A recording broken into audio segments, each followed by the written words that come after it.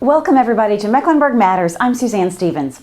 Hopefully you already know that this is Mecklenburg County's sesquicentennial. That's not a word that you get to use every day. That means we have 250 years of history. Preserving our past is very important, and the Historic Landmarks Commission uses a revolving fund to save old buildings for new uses. Now, one of those is the George E. Davis House, which is undergoing quite a transformation right now. Charlie Cowens gives us a look at the before picture and how this project is coming along. At first glance, the construction site at the corner of Campus and Dixon Streets in the Biddeville section of Charlotte appears to be an average home renovation. However, this project carries significant weight in the history of Mecklenburg County. The two-story brick home, standing one block from Johnson C. Smith University, was constructed during the 1890s and was considered by many to be the most imposing home in the community. The home's original owner, George E. Davis, was a pioneer in the early days of the North Carolina education system. He was the first African-American professor at Johnson C. Smith University and later served as the North Carolina agent for the Julius Rosenwald Fund, which helped establish schools for African Americans throughout the South. The home is now being restored through a partnership between the Mecklenburg County Historic Landmarks Commission and JCSU. It will serve as the administrative headquarters for the university's foster care network that helps underprivileged students obtain a college education. Because President Ronald Carter of Johnson C. Smith University feels a real commitment to try to provide an opportunity for children as they age out of the foster care system to get a college education. And this building will be the administrative headquarters for that program, which is going to assist those young people in improving their lives. So, important historical figure, cost effectiveness, and a wonderful new adaptive reuse. So it's a win-win-win situation for everyone. Local design firm Neighboring Concepts, led by former Mecklenburg County Commissioner Darrell Williams, is in charge of the renovation. I just want to say that we're very fortunate to have been selected as the architects to help bring this building back to its original character as close as we possibly can. That area around this home in Johnson C. Smith obviously has been preserved. And I say to be able to preserve this home around other homes. Matter of fact, I mean, reading up on Dr. Davis, I understand that he actually purchased some other homes in that area around this house. So the neighborhood itself has a lot of significance, around Davis House. And I think to be able to take something that an African American built brings another level of significance to the project itself. The project should take about a year to complete, and we'll keep you updated on the progress. For Mecklenburg Matters, I'm Charlie Cowens. Thanks a lot, Charlie. Now, if you have a renovation for your own home that requires a building permit, did you know you can now do that online? For more information, go to mecpermit.com. Whether you're an architect, a contractor, or if you're the homeowner itself, this is the place to connect to code enforcement.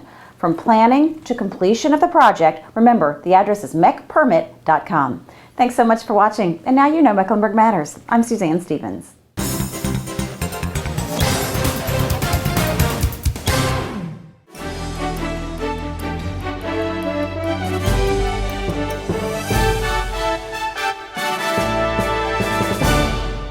50 years ago, in 1963, my family and I took our first trip to see the huge new lake that was built by what was then Duke Power. We stood in awe at the vastness of Lake Norman, the largest lake in North Carolina. An important power source, the lake has become a recreational draw and an economic driver. With an identity all its own, Lake Norman is home to 75,000 people and has 520 miles of shoreline. So what lies under Lake Norman? Davidson College is currently archiving photographs and stories about the creation of the lake. Certainly, its beauty and amenities make Lake Norman a special part of Mecklenburg County. In celebration of our 250th birthday, this Mecklenburg Minute tells our story. Tell us your story at mecklenburg250.org.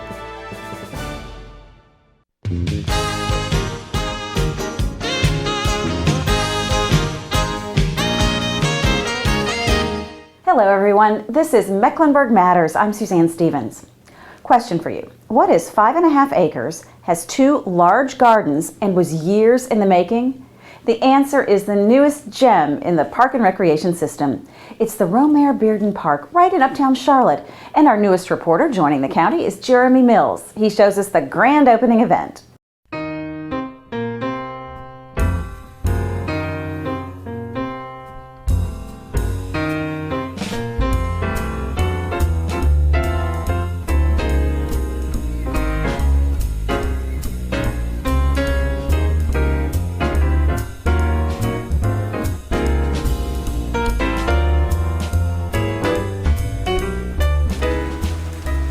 After a year of construction and more than 13 years of planning, Romare Bearden Park is officially open to the public.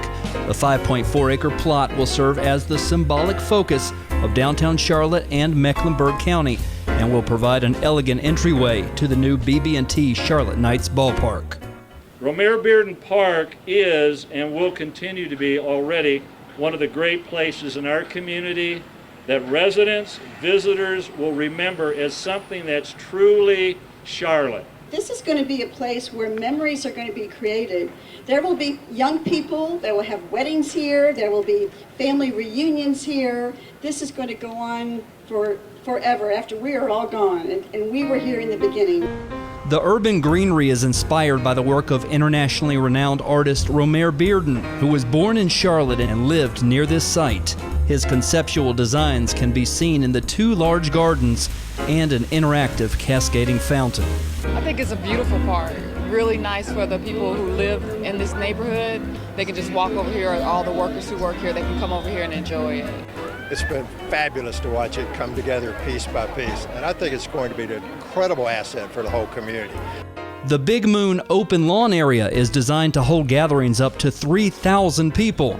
The park will offer a variety of fitness and cultural arts programs throughout the year. For Mecklenburg Matters, I'm Jeremy Mills. Thanks a lot, Jeremy. What a beautiful new venue. And I really hope that you get a chance to go uptown, downtown, uptown, and take a good look at it. It's really lovely. Now, you know, a really good way to keep informed about what your county government is doing is right at your fingertips on the internet. Mecklenburg County NC.gov connects you to county information and services that you can conduct online. Check out who represents you on the Board of County Commissioners, or you could apply to be on an interesting advisory board. We have needs for that. It's all at one very easy to remember place, Mecklenburg County NC.gov. Thanks a lot for watching. Now you know Mecklenburg Matters. I'm Suzanne Stevens.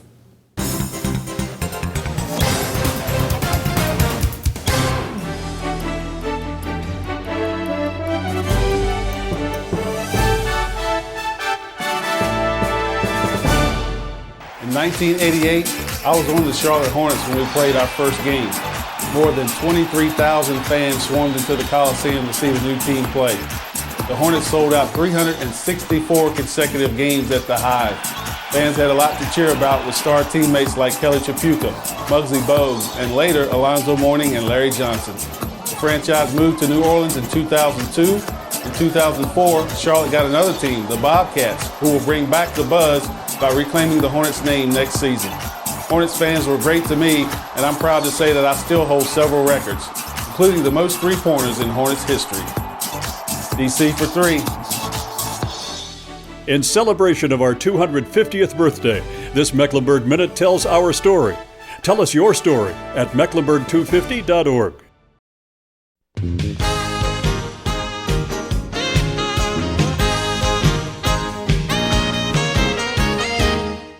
Hi, and welcome to Mecklenburg Matters. I'm Suzanne Stevens.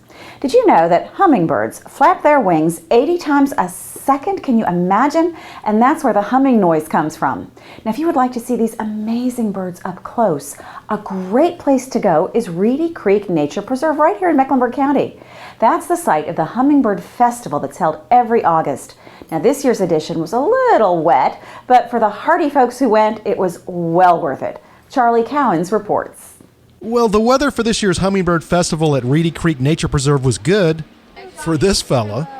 Though the crowd was down, the hardy citizens who showed up early got a front row seat at some amazing sights.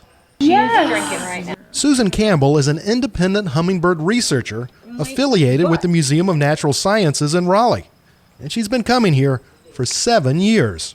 This is a great festival to come not only to ban the hummingbirds, but to visit with so many people from the Charlotte area where we have so many people that love hummingbirds, and to be able to spread the word about what hummingbirds are all about. The idea is to gather as much information as possible about these little guys. First year of life for all migratory birds, in fact even non-migratory birds, is very challenging, and only 10% make it to adulthood, make it through that first year.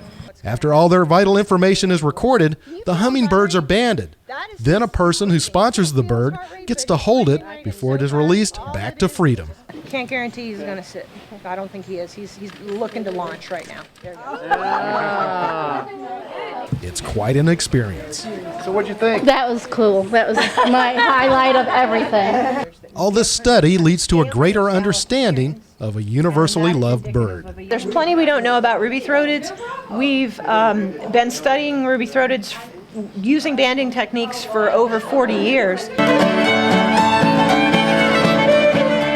The bluegrass band was keeping everyone's spirits up, and you would think the master gardeners would like the rain. But Oh, I hate this weather. they do have some good advice if you want to attract hummingbirds to your garden. But what you want to do is plant plants that attract hummingbirds to come to your garden and in a successive wave of bloom. So in other words, you're not going to have all of it at one time. And they come back here in the 1st of March and stay here until about the 1st of October. And they are nesting and they're eating constantly. And hummingbirds weren't the only creatures you could see up close here. The snakes and turtle left quite an impression also. What a day for a discovery, even if the weather was made for this guy. For Mecklenburg Matters, I'm Charlie Cowens. Make plans to go next year.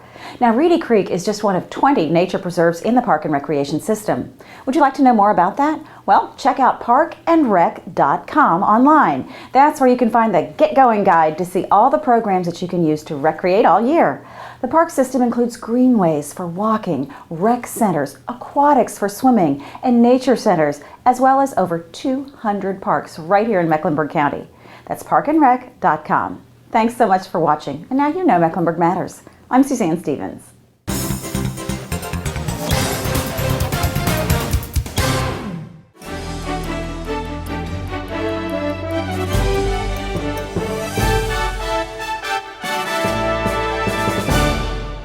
You know, there's not much that's not known about my brother, Billy Graham.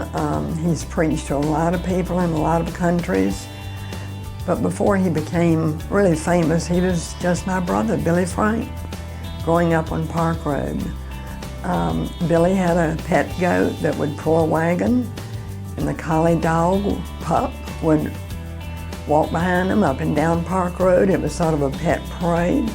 And during high school, Billy had a lot of girlfriends, and in college he had a lot of girlfriends.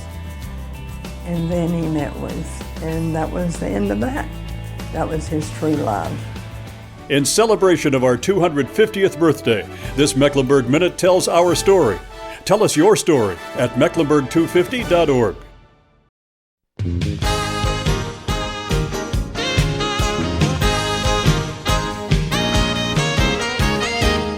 Hello everyone, you are watching Mecklenburg Matters. I'm Suzanne Stevens. You might not know that Mecklenburg County has an air quality department. Now, its goal is to improve ambient air quality in the region. One way they do this is by offering grants to replace the aging diesel engines in non-road equipment.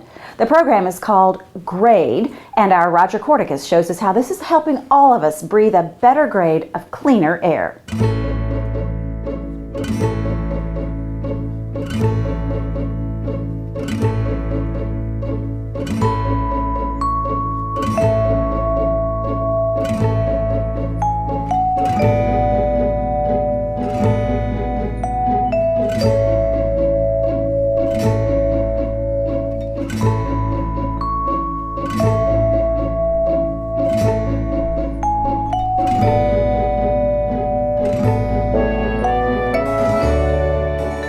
Mecklenburg County Air Quality, a government agency whose goal is to improve ambient air quality in the region and reduce exposure to unhealthy airborne pollutants, strives to maintain progress toward attainment of the national ambient air quality standards by limiting and reducing emissions.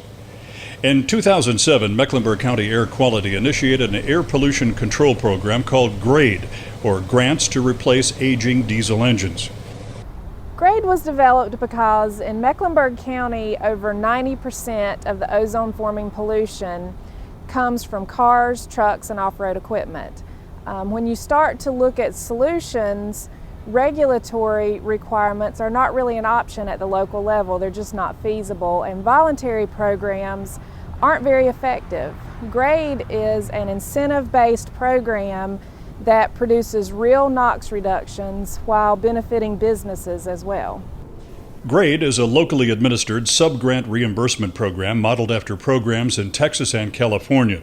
It originally focused on reducing off-road equipment diesel emissions in a 7-county area around Charlotte, North Carolina. It has since grown to cover 13 counties in both North and South Carolina. GRADE projects are operating in multiple sectors of the economy, from local government-owned landfills to logging, mining, transportation, and the construction industry, and now has expanded to aviation. All of the equipment operating in these sectors are powered by diesel engines ranging from small 25 horsepower engines to larger, more powerful on- and off-road engines. When we hear about a call for projects, I'll go to the district manager, I'll go to our mechanical supervisor and ask them, are there pieces of equipment they would like to purchase? Are there pieces of equipment they'd like to get rid of? Several key factors, when combined, make GRADE a successful diesel emission reduction strategy. Those factors are simple, easy-to-follow project applications, well-defined selection criteria, manageable contract requirements, and knowledgeable staff that can easily relate to a dynamic customer base. We've had an interest in trying to reduce our fuel consumption, increase our efficiency, and also provide benefits to the communities that we operate large fleets of equipment with. The GRADE program is simple to implement and easily managed with readily available spreadsheet and word processing software. Expensive, custom-developed computer database programs are not necessary to apply GRADE in a particular area. In fact, the GRADE program can be subdivided into 4 major programmatic elements. Those being application submittal, which, as the name implies, means to formally apply for a competitive sub-grant award by completing a 1-page project application that describes both the existing piece of equipment and the desired replacement piece of equipment. Project approval. Details such as engine horsepower, engine model year, and the annual operating hours are all very important parameters that must be considered when reviewing the project application for sub-grant award approval. Contract development. Once a project has been awarded GRADE funding, both the applicant and Mecklenburg County enter into a funding agreement that describes and outlines the terms of the grant award. Items such as the equipment operating hours, equipment operating locations within the 7 or 13 county non-attainment regions, and the ownership requirements are clearly defined before the project begins. Emission reporting is simply a means to collect and document the actual NOx emission reduction achieved during the life of the funding agreement. Semi-annually, each successful sub-grant project is required to report the equipment operating hours. Once we get the contract, we'll review it. I'll have my district manager review it. I'll have our legal department review it, and we see that everything matches up and is aligned with the warranty and disposal of the piece of equipment and everything that we're required to do. We've had really no issues with our contracts. We dispose of the piece of equipment properly and fill out the proper forms for reimbursement, and we are good to go. I think one of the most important things for an agency that's interested in starting a program like GRADE to consider is, do you have the staff time to devote to making this process as easy as possible for the applicants? Because one of the reasons GRADE has been so successful is our staff has taken the time to walk the applicants through every step of the process. We make the contract processing as easy as possible. We make sure that reimbursement is timely and try to clear up as much of the red tape as possible so that they have a good experience. And what we found is if the first project is successful, they'll come back and apply for a second project. The most recent version of the GRADE diesel emission reduction program, known as AeroGrade, was introduced at Charlotte Douglas International Airport, located here in Charlotte, North Carolina. AeroGrade was developed to place more attention on the diesel emissions generated by more than 400 pieces of ground support equipment operating at the airport. These GSEs, as they're known, are bag tractors, belt loaders, tow tractors, pushback tractors, and lavatory carts. Typically, these pieces of equipment are powered by 40 to 50 horsepower diesel engines and operate long hours each day, every day. The old diesel tractors, the shocks and the seats bounce a lot. They're a lot higher, harder to get in and out of, jump on and off. The electric tugs are lower to the ground, slide right in. At the same time, we would have normally been fueling up our tugs when they run out of gas. That's the time we plug these in. We just connect them to the charger and let them charge and we're done. A lot quicker process than taking the other tugs and filling them up with diesel. With such a large volume of equipment operating for that length of time each day, it's easy to understand how important it is to help the airport with its air pollution reduction efforts. Converting a diesel-powered piece of ground support equipment to electric power is an extremely effective way to significantly reduce air pollution generated by GSEs operating at the airport. We reviewed certain items that were related to an electric fleet, items such as reduced noise, the ability to enter and exit the vehicle at a lower level that makes it easier access in and out of the vehicle, and ultimately reduced injuries because employees are not having to jump into and out of vehicles in order to enter and exit. Those were all important items. On top of that, from the safety perspective, using electric vehicles, we have things such as speed control, which allows us to ensure that employees can't exceed speed limits. And in addition to that, these vehicles, the electric vehicles that we have looked at and have put into the operation, have actually very good turning radiuses. So when you're working in a real tight operation where you don't have a lot of room to maneuver around aircraft, having a tight turning radius basically allows us to effectively maneuver our ground equipment around aircraft with a decreased likelihood of actually causing an aircraft ground damage. A more universal approach is to replace an older, more polluting diesel engine with a newer, less polluting diesel engine, commonly called repowering. This emission reduction approach requires a smaller capital investment and can be accomplished in a much shorter time frame. I've done approximately 57 of these over the last few years. I think this is a very good engine package. It's been very efficient, very easy to install. The engine repowering approach is as effective at reducing air pollution as the diesel to electric GSE replacements. A diesel to diesel repower can be a good option. I live out in the country and I like the cleaner air, so this helps everyone in the long run. The two-strategy GRADE program can supplement the emission reduction efforts of many public and private companies and organizations. These diesel emission reduction efforts can help improve local air quality and provide health benefits to employees and the general public alike. GRADE is a very innovative program that can provide an opportunity for your agency to reach out to businesses to improve the quality of the air and just to generally support your community's vision to make it a place where people want to come to live, to work, and to recreate.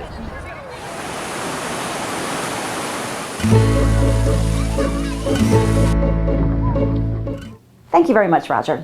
Now, you know Mecklenburg County is a leader in preserving our environment. The Land Use and Environmental Services Agency, which is kind of a mouthful, so we call it LUISA for short, monitors air and water quality. They also operate recycling centers around the county. Would you like to know more about LUISA? Well, just go to mecklenburgcountync.gov. It's a great place to connect with your county government. If you need services or you just want to know where your tax dollars are going, check us out on the web at mecklenburgcountync.gov. Thanks for watching. And now you know Mecklenburg Matters. I'm Suzanne Stevens.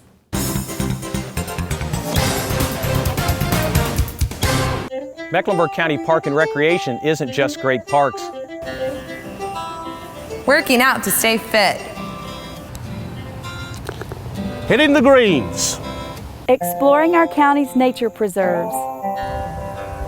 Playing for the team. Or celebrating life's most important moments. It's all these things and more. Visit parkandrec.com to discover the adventures waiting for you through Mecklenburg County Park and Recreation. It's the natural place to be.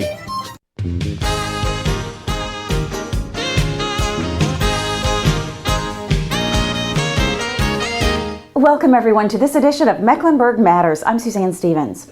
Everybody wants to reduce violence in our community, but how can we do that? Well, the Do the Right Thing Essay Challenge engages young people to make a commitment in writing to help prevent and reduce youth violence. Over 4,500 CMS students participated, and the best submissions were honored at a ceremony attended by our Gary Black. Check it out. The annual Do the Right Thing Essay Challenge is an initiative of the National Campaign to Stop Violence, a coalition of institutions, businesses, and community leaders. The program is designed to encourage students in middle schools to write about youth violence and drug abuse in their communities and suggest ways in which these problems can be resolved. Each year, participants are asked to provide written answers to 3 questions. How has youth violence and drug abuse affected my life? What are the causes of youth violence? And what can I do about youth violence? The Mecklenburg County Community Support Service Department plans to be a champion for this initiative each and every year because it brings out the best in our youth and adults. It strengthens the bonds between them and ultimately enhances the quality of life in our community. So often we hear about a problem, but we don't really engage our students into what could be possible solutions. And I was flipping through the very big, thick packet of essays, and I think there's a lot of wisdom and great insight and thought by our students. Do the Right Thing, one of my very favorite programs, and I think one of the most effective programs that we have in crime prevention and preventing youth violence. I appreciate Do the Right Thing. I was here last year, and to see the numbers more than double is extremely, extremely gratifying. I look forward to next year this being in every school in the district. What a great program for everyone to hear your voice, for you to get the opportunity to talk about how it impacts you and how it impacts the community. To the parents, your kids are a reflection of you, and I can't tell you how thankful we are to have such leaders in our schools. As the parents, without your backing and support, again, this program would not be possible. It always amazes me when I go into the schools and talk to the SROs just how many of these students they know by name. They know who their friends are, they know their parents, they know what they like, they know their hobbies, they know their schedules, they know everything about them. And that's again because they're so passionate and involved in what they do. Now, the moment we've all been waiting for. Ready? This year's 2013 female winner is Kia Wow. Well, I wanted to team up with Facebook and YouTube because when you usually look on social media sites like that, which are really popular like that, you see fight videos, you see people arguing back and forth. And what they don't understand is every time that happens, people are promoting it. And so how do you expect us to get better if it's all around us? So if we clean it up and make it better, then maybe we can abolish it altogether. Mr. Jordan Albright. Well, I talked about how my brother was in jail because of what he did, and how like drugs can get you taken away from your real family, and how like you can like be in like a different family because of what your mom did. Charlotte Mecklenburg's finalists are invited to be ambassadors and attend the National Campaign to Stop Violence recognition ceremony in Washington, D.C. Thank you very much, Gary. If you're looking to become a foster parent, the best place to start is mecklenburgcountync.gov. Check out our most popular services under quick links, or you can click on MeckTube for the latest videos that we do on county government. Also, you can follow us on Twitter and Facebook. We are very plugged in. It's all in one place, mecklenburgcountync.gov. Thank you for watching, thank you for your attention, and now you know Mecklenburg Matters. I'm Suzanne Stevens.